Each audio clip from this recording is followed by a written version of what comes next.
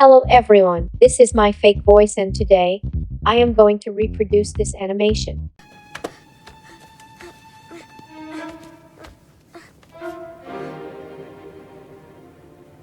And here is the result.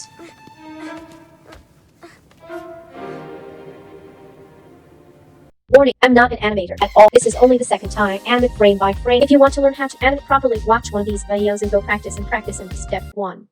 The background. On the scene, you can see that the camera is moving, which means that the background don't look like this but something like that. To help me understand this, I took screenshots of the scene at intervals and combined them to make it look like this. I noticed later that I didn't see that the camera was also moving upwards, but too late for me.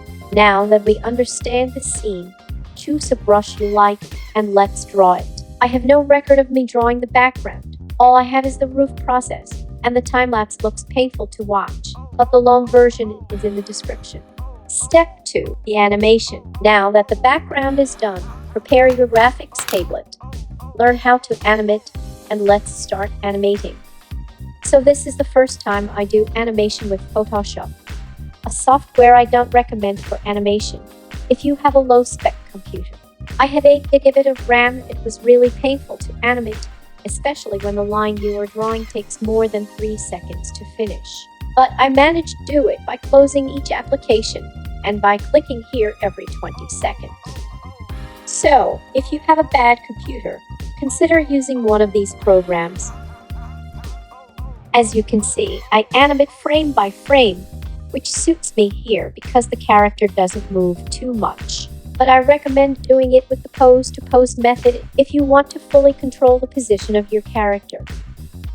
Step 3. The color. Now that the animation is finished, you can make a clean version, but I'm too lazy to do so. Let's start with the most fun part, the color. I don't know what's the best method for coloring, but this one worked for me, so let's get started. I start with the color of the shadow I draw with the brush tool.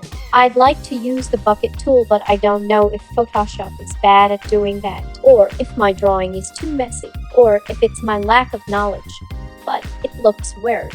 Anyway, I recommend using a color palette, so you just have to choose the right color for each body part and save it. Choose your color palette carefully, as it is difficult to change it once you have drawn each frame. Shadow part is done. Here is the result.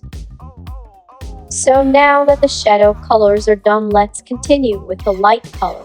I created a group layer on top of the color group layer and set it on color dodge. Paint gray on it. Modify the color with hue and saturation effect until it looks like the original. Save the color on the color palette and do it for almost any color you need and draw on every frame. Try not to end crazy, make some break, and be patient. That's how I made this animation. If you have any questions to ask me in comment, I always answer, unless I don't like you. If you are interested about using this text-to-speech program, check in the description. Don't miss my next animation. I will maybe make the second part on another software.